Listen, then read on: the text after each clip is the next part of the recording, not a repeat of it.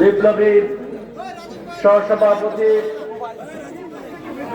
এই গাজীপুর শহর আওয়ামী লীগ পৌর আওয়ামী লীগের সভাপতি, বারবার আইনজীবী সমিতির নির্বাচিত সভাপতি, আপনাদের সুখে দুঃখে যাকে আপনারা সবসময় কাছে পান, জজ অ্যাডভোকেট ওয়াজুদ্দিন মিয়া, উপস্থিত আছেন গাজীপুর মহানগর আওয়ামী লীগের বিপ্লবী সাংগঠনিক সম্পাদক, এককালে তখন ছাত্র নেতা অ্যাডভোকেট মহিউদ্দিন আহমেদ মহিব, গাজীপুর মহানগর আওয়ামী লীগের সাংগঠনিক সম্পাদক, এককালে তুখোর ছাত্র নেতা আলহাজ মোহাম্মদ কাজী ইলিয়াস আহমেদ, উপস্থিত আছেন গাজীপুর মহানগর আওয়ামী লীগের বন ও পরিবেশ কৃষি বিষয়ক সম্পাদক জনাব আলহাজ মোহাম্মদ সিরাজুল ইসলাম চৌধুরী, উপস্থিত আছেন গাজীপুর মহানগর আওয়ামী লীগের সদস্য সাবেক ভিপি জনাব মোহাম্মদ আবুল কাশেম, উপস্থিত আছেন গাজীপুর মহানগর আওয়ামী স্বেচ্ছাসেবক লীগের বিপ্লবী সভাপতি, এককালে তুখোর ছাত্র নেতা সঞ্জিত কুমার মল্লিক বাবু, উপস্থিত আছেন গাজীপুর মহানগর কৃষক লীগের যাদের নেতৃত্বে আজকের এই আয়োজন সম্মানিত সাধারণ সম্পাদক এবং জনপ্রিয় কাউন্সিলর হাজী মোহাম্মদ আব্দুল কাদের মন্ডল, উপস্থিত আছেন আমাদের কাউন্সিলর শাহজাহান সিরাজ সাজু, শহর আওয়ামী লীগের সাংগঠনিক সম্পাদক জনাব মোহাম্মদ আয়ুব রানা, আমাদের গাজীপুর মহানগর গাজীপুর সিটি কর্পোরেশনের panel mayor advocate Ayesha Akter, উপস্থিত আছেন আমাদের যুবলীগের যুগ্ম আহ্বায়ক মোহাম্মদ আলমগীর, উপস্থিত আমাদের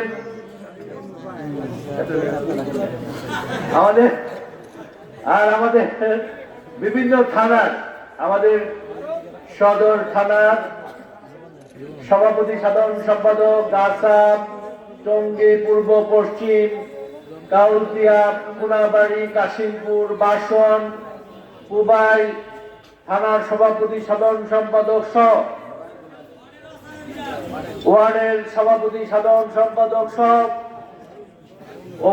ওয়ার্ড, থানা, ইউনিট, মহানগরের নেতৃবৃন্দ, বিশেষ করে আমাদের মহিলা নেতৃবৃন্দ অনেক আছেন, উপস্থিত আছেন কৃষক লীগের, উপস্থিত আছেন আমাদের আওয়ামী লীগ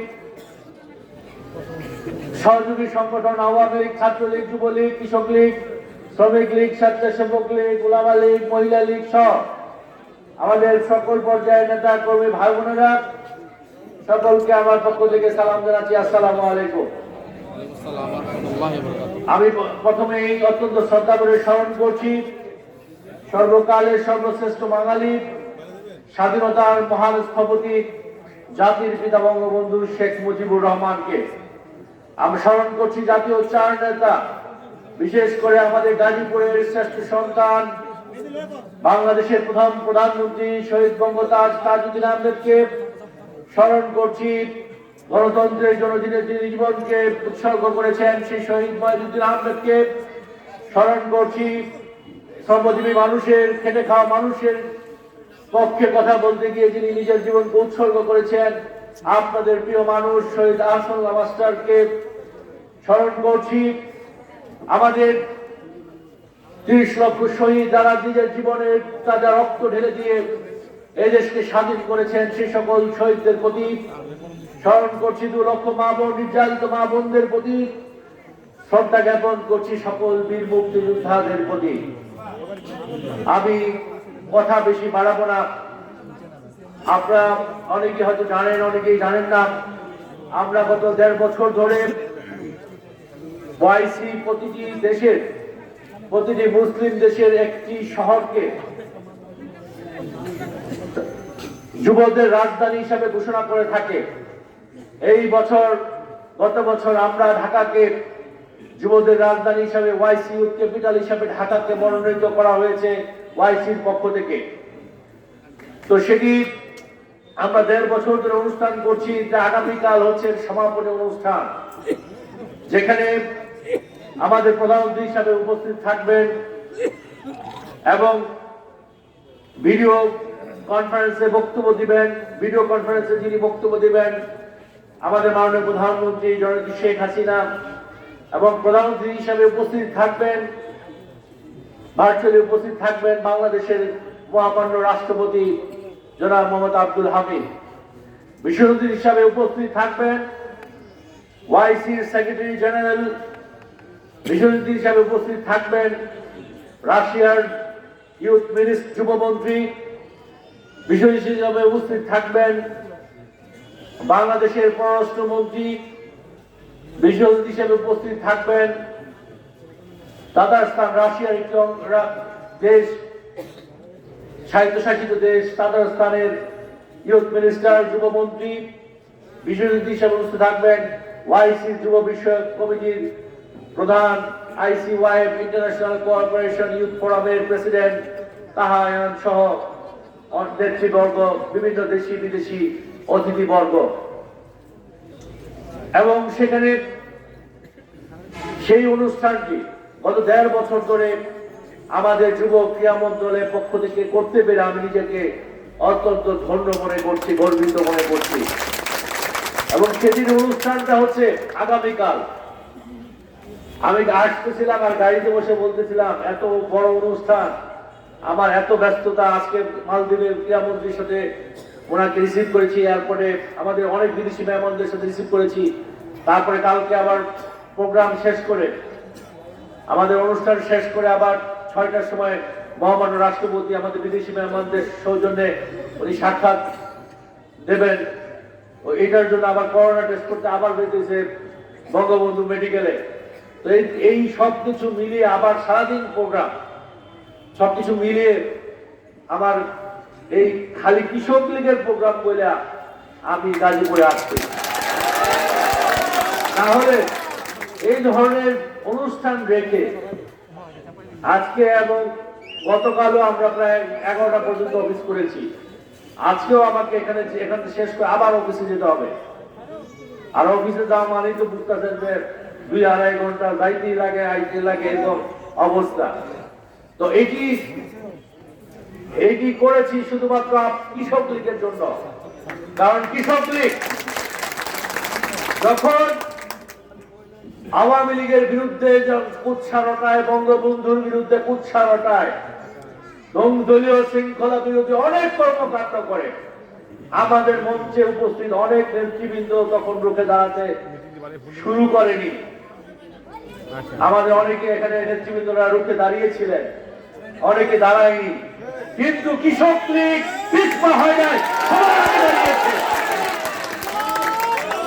কৃষক লীগ সকল বাধাকে উপেক্ষা করে বঙ্গবন্ধুর আদর্শকে বাস্তবায়ন করতে জননেত্রী শেখ হাসিনার নেতৃত্বে কৃষক লীগ ঐক্যবদ্ধ আছে। এটা প্রমাণ করেছে, অতীতে প্রমাণ করেছে, অতীতে তাদের কর্মকাণ্ডের মধ্যে। কারণ তাদের আদর্শই হচ্ছে বঙ্গবন্ধু। বঙ্গবন্ধু যখন সংগঠন করেছিলেন, নাম দিয়েছিলেন কৃষক শ্রমিক আওয়ামী লীগ, আপনারা জানেন কৃষকের নাম আগে রেখেছেন। এবং আওয়ামী লীগের পরে যদি কারো মর্যাদা থাকে দলীয় ভাবে, তারপরে কিন্তু কৃষক লীগ। আমরা কিন্তু অনেক সময় সেটাকে এড়িয়ে যেতে চাই। কৃষক লীগ মানে কি বলতে আমরা একটু সাইডে রাখতে বেশি পছন্দ করি। কৃষক লীগ কিন্তু আওয়ামী লীগের পরেই তার অবস্থান, এবং আওয়ামী লীগের পরে যে অবস্থান, এবং কৃষক লীগ কে বঙ্গবন্ধু এবং মাননীয় প্রধানমন্ত্রী এত পছন্দ করেন। আগস্টের 1 তারিখ, আগস্ট মাসের শোক দিবসের যে অনুষ্ঠান হয়, প্রথম দিন অনুষ্ঠানটাই কৃষক লীগের সাথে করে। এটাই হচ্ছে মাননীয় প্রধানমন্ত্রী জননেত্রী শেখ হাসিনা। আমরা অনেকেই ভালো না বাসলে কি হইব, আমরা অনেকেই সেইলা পিছনে দিতে চাইলে কি হইব। যিনি ভালোবাসেন তিনি আমাদের নেত্রী মাননীয় প্রধানমন্ত্রী জননেত্রী শেখ হাসিনা, এবং তার এই ভালোবাসার প্রতিদান কৃষক লীগ সবসময় দিয়েছে। শুধু গাজীপুরে নয়, সারা বাংলাদেশে। আমাদের ওয়াজুদ্দিন সাহেব, আতাউল মন্ডল সাহেব বলছিলেন যে কৃষকদের ধান ঘরে তুলে দেওয়া, থেকে শুরু করে বৃক্ষরোপণ কর্মসূচি থেকে শুরু করে যে কাজগুলো তাদের নেতৃত্বে হয়েছে, এরপরে ছাত্রলীগ, স্বেচ্ছাসেবক লীগ, যুবলীগ অনেকেই করেছেন, আওয়ামী লীগ অনেকেই করেছেন, কিন্তু যাদের নেতৃত্ব হয়েছে তারা হচ্ছে বাংলার কৃষক। কারণ বঙ্গবন্ধু সবসময় বলতেন কৃষক বাঁচলে বাংলাদেশ বাঁচবে। বঙ্গবন্ধু বলতেন কৃষকদের ঘরে ঘরে যদি আমি আলো জ্বালাতে পারি, কৃষকদের ঘরে ঘরে যদি আমি আনন্দের জোয়ার বসিয়ে দিতে পারি, তাহলে সারা বাংলাদেশের ঘরে ঘরে আমি আনন্দের জোয়ার বসিয়ে দিতে পারবো। এটি হচ্ছে বঙ্গবন্ধু কৃষক লীগকে এত পছন্দ করতেন, যাদের রক্ত মাখা, যাদের ভালোবাসা মাখা আমাদের আওয়ামী লীগ। আমরা মহান বিজয় দিবস, আমরা স্বাধীনতার সুবর্ণ জয়ন্তী পালন করছি, শুধু তাই নয়, আমরা অত্যন্ত ভাগ্যবান যে জাতির পিতার জন্ম শতবার্ষিকী আমরা পালন করতে পারছি। আমরা অত্যন্ত ভাগ্যবান যে স্বাধীনতার সুবর্ণ জয়ন্তী আমরা পালন করতে পারছি। এইটি আমরা ভবিষ্যতে কি হবে আমরা অনেকেই জানি না। আজকে আপনারা দেখেছেন বঙ্গবন্ধু এই দেশকে স্বাধীন করেছেন, কোনটি দিনে নাই। এই 47 দেশ ভাগের পর, 48 থেকে পরে 52 ভাষা আন্দোলন আমরা যদি দেখি, বঙ্গবন্ধুকে ছাড়া আমরা ভাষা আন্দোলন কল্পনা করতে পারি নাই। ওনাকে জেলে নিয়ে দেওয়া ছিল, শেষ 21 ফেব্রুয়ারি আন্দোলন তখন জেলে ছিলেন আন্দোলন করার কারণে, সংগ্রাম করার কারণে। আমরা 54 যুক্তফ্রন্ট নির্বাচনে আপনারা জানেন যে তিনি মন্ত্রী হয়েছিলেন। আজকে পরবর্তীতে 56 শিক্ষা কমিশন আন্দোলন, 66 6 দফা আন্দোলন, আমাদের 69 গণ অভ্যুত্থান, 70 নির্বাচন, 71 মুক্তিযুদ্ধ, কোনটা বঙ্গবন্ধুকে ছাড়া হয়েছে? সকল আন্দোলন, সংগ্রাম, মুক্তিযুদ্ধ সবকিছু হয়েছে বঙ্গবন্ধুর নেতৃত্বে। এবং সেটার তিনি আজকে সেই পথ ধরে এই দেশকে তিনি পুনর্গঠন করার উদ্যোগ নিয়েছিলেন। আপনারা দেখেছেন যে মাত্র 3.5 বছর ক্ষমতায় ছিল। আপনারা যারা মুরব্বী, বেশিরভাগ এখানে মুরব্বীরা আছেন, 3.5 বছরে এই দেশকে যখন মুক্তিযুদ্ধ শেষ করে পাকিস্তানিরা পরাজিত হবে ভেবেছিল, এই দেশকে একটা কি বলে এটাকে মানে বিধ্বস্ত করে দিয়ে গেছিল দেশকে। যখন ভেবেছিল যখন দেশ তারা হারিয়ে যাবে, যেদিক দিয়ে আসতেছে সেদিক দিয়ে ব্রিজ ভেঙে আসতেছে, টাকা লুট করে আসতেছে, ব্যাংক লুট করতেছে, তারপর দোকান লুট করতেছে, জাহাজ বোমা মেরে ডুবিয়ে দিচ্ছে, বাড়িঘর পুড়িয়ে দিচ্ছে, দিয়ে তারা কিন্তু ঢাকার দিকে মুখ করেছে, তারপর পরাজিত হয়েছে। এরকম একটা, শুধু তাই না, আপনার ঢাকা বাংলাদেশ ব্যাংক একটা টাকা ছিল না, একটা পয়সা ছিল না, সবকিছু লুট করে নিয়ে গেছিল। গাড়ির শোরুমে কোনো গাড়ি ছিল না, তার কোন ব্যবসা প্রতিষ্ঠানকে ঠিক রাখে সবকিছু লুট করেছিল, তারা লুট করে পাকিস্তানে পাচার করেছিল। এরকম একটা শূন্য জায়গা থেকে, এটা আমি মনে করি বিশ্বের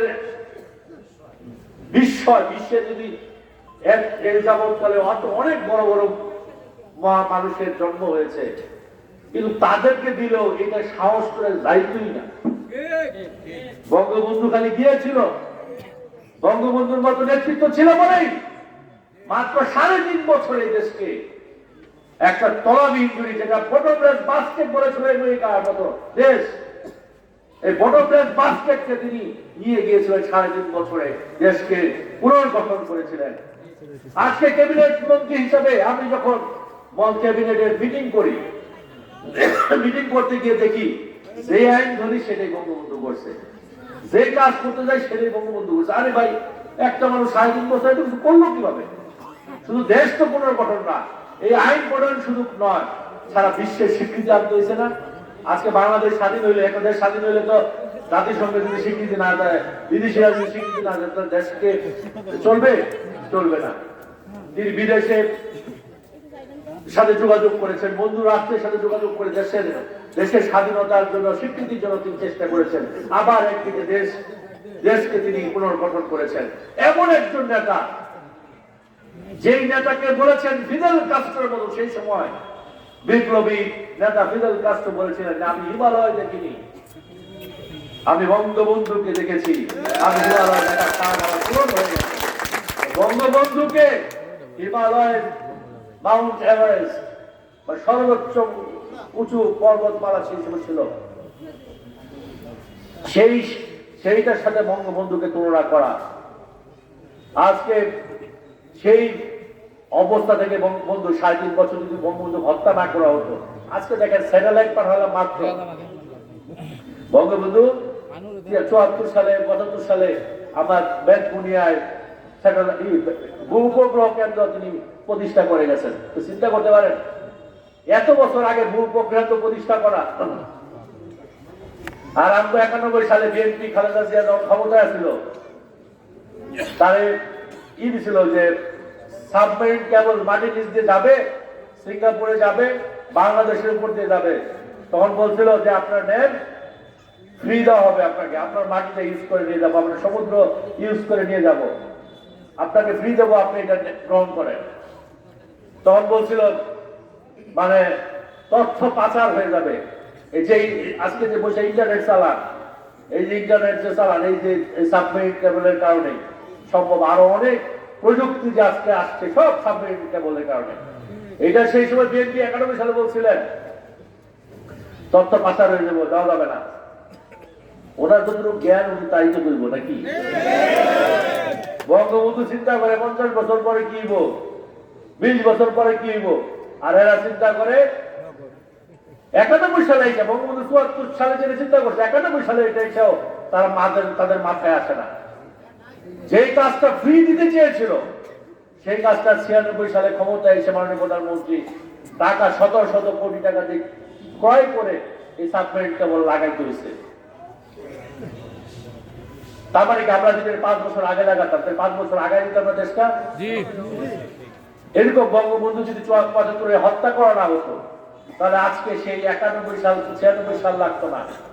৮০ দশকে এই বাংলাদেশ হয়ে যেত মালয়েশিয়া থাইল্যান্ডের চেয়ে বড় উন্নত রাষ্ট্র বাংলাদেশ হয়ে যেত যদি বঙ্গবন্ধু কাছে বেঁচে থাকতেন। কারণ তার সুযোগ্য কন্যা, তার রক্ত যার কাছে প্রবাহমান, সেই জননেত্রী শেখ হাসিনা, আজকে তিনি যা করে দেখাচ্ছেন, বঙ্গবন্ধু সে অসমাপ্ত কাজগুলো, সেই ভূ-উপগ্রহ কেন্দ্র তিনি স্যাটেলাইট আকাশে পাঠিয়েছেন। তিনি আপনারা দেখেছেন এক যমুনা নদীর উপরে বঙ্গবন্ধু যমুনা নদী পার কাজ করতে আমাদের লাগছে এলো সেই কত সাল থেকে ৯৬-৯৭ সালে আমরা শেষ করছি। সেই ১৯৭২ সালে বঙ্গবন্ধু যখন মানে ৭২-৭৩ সালে উনার ক্ষমতা আসলে জাপান যখন তিনি গিয়েছিলেন সফরে, তখন এরা বীজ রোপণ করেছিলেন। তিনি বলেছিলেন জাপান সরকারের কাছ থেকে সহযোগিতা চেয়েছিলেন। সেই একটা ব্রিজ করতে আমাদের কিন্তু আইসা লাগলো ৯৬, ৯৭, ৯৮ সালে আমরা এটাকে উদ্বোধন আমরা করেছি, জননেত্রী শেখ হাসিনা করেছেন।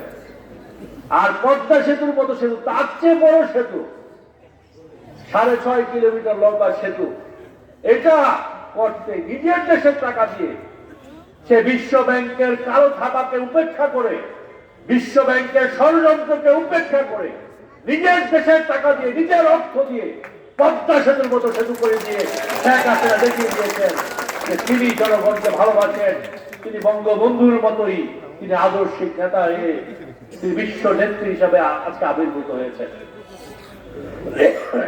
আমরা দেশে বিদেশে যখন যাই, আমি এটা প্রায় সময় বলি যে মাটির উপর যে ট্রেন দেখি আমরা, আর আমরা বাইরের দেশে আক্ষেপ লাগতো যে ভাই মাটির উপরে আকাশে ট্রেন চলে, এটা কবে আমার দেশে এই মাটির নিচে ব্রিজ, এটা কবে আমার দেশে আক্ষেপ লাগতো। মাটির নিচে যে টানেল, আক্ষেপ লাগতো। সেটা দেখেন জননেত্রী শেখ হাসিনা একসাথে করছে, একসাথে পদ্মা সেতু, একসাথে কর্ণফুলী নদীর নিচে টানেল, একসাথে মেট্রো রেল, একসাথে সেই আপনার এলিভেটেড এক্সপ্রেসওয়ে, একসাথে যেখানে আগে শুধু টঙ্গী জায়গা ফ্লাইওভার ছিল, শত শত রেল দিকে তাকে দিদি ফ্লাইওভার। কিভাবে করে এই উন্নয়ন? সবই সম্ভব হয়েছে দেশকে ভালোবাসলে। দেশের টাকা লুটপাট করা যদি চিন্তা ভাবনা না থাকে, দেশের টাকা যদি হাওয়া ভবন খোয়াব ভবন তৈরি করে লুটপাটের চিন্তা না থাকে তাহলে সবই সম্ভব, যেটা শেখ হাসিনা দেখিয়ে দিয়েছে। আজকে সারা বিশ্বের কাছে সেরা প্রধানমন্ত্রীর তালিকায় আমাদের প্রধানমন্ত্রী নাম লিখিয়েছেন। আজকে সারা বিশ্বের কাছে সৎ প্রধানমন্ত্রী হিসাবে আজকে আমাদের প্রধানমন্ত্রী নাম লিখিয়ে দিয়েছেন। সবই সম্ভব হয়েছে এই দেশের প্রতি তার মমত্ববোধ ভালোবাসার কারণে। আমরা মাননীয় প্রধানমন্ত্রীর জন্য, জননেত্রী শেখ হাসিনার জন্য আমরা দোয়া করব, তাই মনোবাক্যে প্রার্থনা করব আল্লাহ রাব্বুল আলামিন যেন আমাদের মাননীয় প্রধানমন্ত্রীকে দীর্ঘদিন হায়াত দেন, সুস্থ রাখেন। এভাবেই মানুষের কল্যাণে, দেশের কল্যাণে যে কাজ করছে, আজকে যে জ্যাম হচ্ছে সবকিছু উন্নয়নের কারণে।